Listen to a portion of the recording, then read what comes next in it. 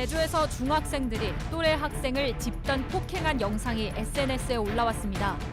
영상에는 피해 학생의 얼굴을 마구 때리고 무릎 꿇은 다리를 발로 밟는 장면이 나옵니다. 경찰이 수사에 착수한 가운데 잔인해지고 있는 10대 학생들의 폭력을 파헤쳐봅니다. 사건 오늘 세 번째는 제주 여중생 집단 폭행 논란입니다. 갈수록 잔인해지고 있는 청소년들의 폭행 사건. 이 문제는 제가 그동안 프로파일러로서 그리고 국회의원으로서 여러 문제를 오랜 기간 제기해 왔었는데요. 근본적인 대책 마련 필요성에 대해서도 많은 주장이 있었고요. 그런데 또다시 같은 문제가 발생했습니다. 먼저 사건 영상 화면으로 보면서 얘기 나눠보도록 하겠습니다. 영상을 보니까 참 말문이 막힙니다. 이 영상 말고도 그 올라온 다른 사진들을 보면 피해 학생 머리카락이 한 움큼 막 빠져 있고요. 온몸에 멍이 들어 있거든요. 한눈에 봐도 이 폭행 수위가 엄청나게 높았다, 아주 잔인하다 이렇게 볼 수 있지 않습니까? 예, 일단 3명이서 1명을 폭행을 한 거고 네. 동급생과 선배가 있었다라고 합니다. 그런데 지금 피해 학생 같은 경우에는 턱에 금이 가가지고 지금 공포에 떨고 있고 지금 치료를 받고 있다 이런 상황이고요. 네. 폭행 수위가 매우 높았다. 보시면 알겠지만 그 피해 학생은 계속 죄송합니다 말을 하고 있고 그거에 아랑곳하지 않고 계속 폭행을 하고 있는 이런 장면들이 그대로 노출이 돼서 사실은 좀 굉장히 2차 가해도 약간 우려되는 그런 상황입니다. 네. 그러니까 최초의 그런 상처와 충격도 크지만 뭐 지금까지 이어지고 있을 것 같은데 피해자 상태 지금 어떤가요? 지금 뭐 아까 말씀드렸듯이 네. 턱에 금이 가가지고 네. 지금 치료를 받는 상황이고 일단은 트라우마라고 하죠. 심리적인 충격이 너무 커가지고 지금 예. 공포에 떨고 있다. 이 학생들을 왜냐하면 또 조만간 또 다시 만나게 될 가능성이 있지 않습니까? 그렇습니다. 그렇게 되면은 또 굉장히 심리적으로 큰 충격을 받을 수가 있기 그게 때문에 가장 그런 큰 문제예요. 그거를 네. 지금 걱정을 하고 있다 이런 것으로 알려져 있습니다. 그런데 일각의 보도에 따르면 뭐 피해자 이야기와 가해자 이야기가 다르다. 뭐 이런 보도도 있는 것 같아요. 어떤 예. 얘기입니까? 제주 방송에서 한 건데 이거는 네. 아직 확인된 건 아니고 일단 뭐 그런 전원이 있습니다. 그러니까 네. 피해 학생은 맞은 거는 뭐 부인할 수 없는 사실이고 다만 가해 학생 측에서 주장하는 것은 이 피해 학생이 뭐 폭력을 사주를 했다라고 합니다. 그런데 이거를 경찰에 폭행 신고를 해가지고 왜 사주할 때는 언제고 우리를 또 나쁜 사람으로 모느냐라고 해가지고 그거에 대해서 훈계를 하는 와중에 약간의 폭행이 있었다라는 가해자 측의 주장이 있는데 이것은 일단은 일방적인 주장이기 때문에 사실 확인해봐야 되고 어찌 됐든 그게 설령 사실이다 하더라도 폭행을 저렇게 해서는 안 되는 거죠. 저건 전혀 정당한 논리가 될 수가 없죠. 예, 예. 어쨌든.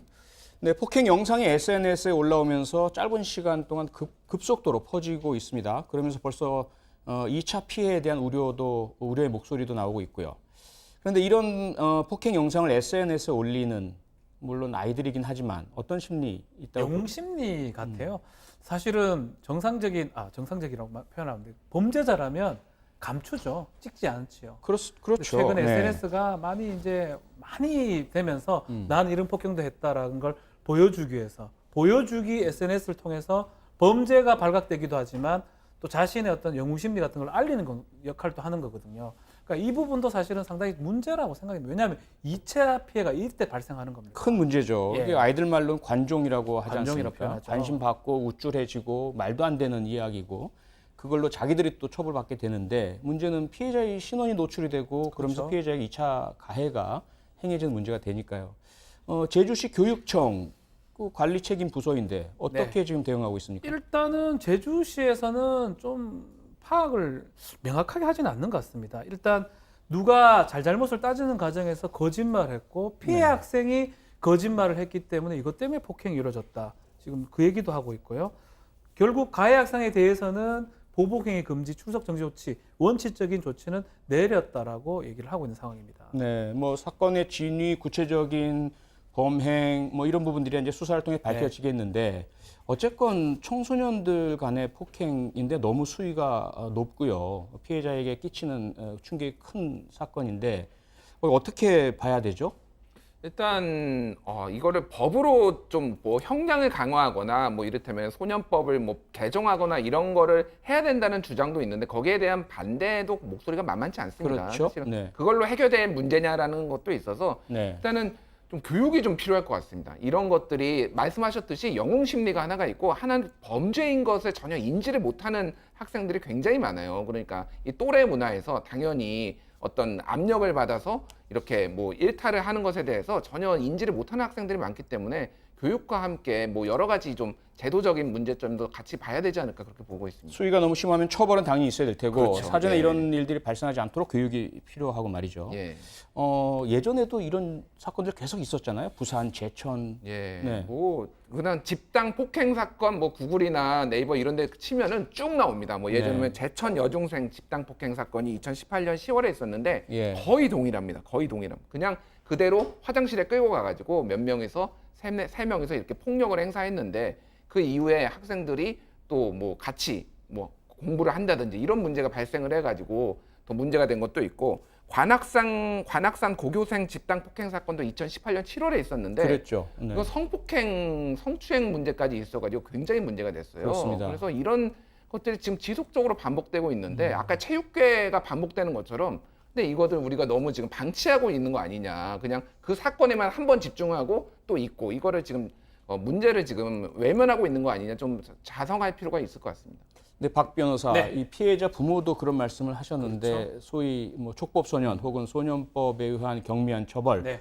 이런 얘기가 계속 나와요. 성인이 이런 행동했다면 무척 무거운 벌을 받을 텐데요. 이 범죄는 특가법상의 특정범죄 가중처벌법상의 보복 범죄입니다. 아주 가중돼서 처벌받을 범죄인데 네. 그럼에도 불구하고 14세 미만죄 촉법 소년이라고 가정했을 때 보호 처분 같은 게 가능한 상황이거든요. 또 소년들이 와서 경찰관 아저씨 저 촉법인데요? 라고 하는 학생들까지 있다라는 알고서 겁니다. 이미 본인이 다 알고. 네, 네. 자, 그런 걸 봤을 때 촉법 소년의 어떤 소년법상의 촉법 소년을 연령을 낮춘다든지 또 그런 어떤 개정 얘기가 계속 나오고 있습니다. 소년법 자체는 당연히 있어야 되겠지만 그 논란이 또 이 건을 보면서 또 다시 또 논란이 되지 않을까 이렇게 생각이 좀 듭니다. 저도 차이나는 클래스에서도 소년법 네, 관련해서 들었습니다. 1시간 동안 충분히 말씀도 드렸고 했는데 이 실질적인 개정은 참 어려운 것 같아요. 기자 입장에서 어떻게 보세요? 이 소년법 논란.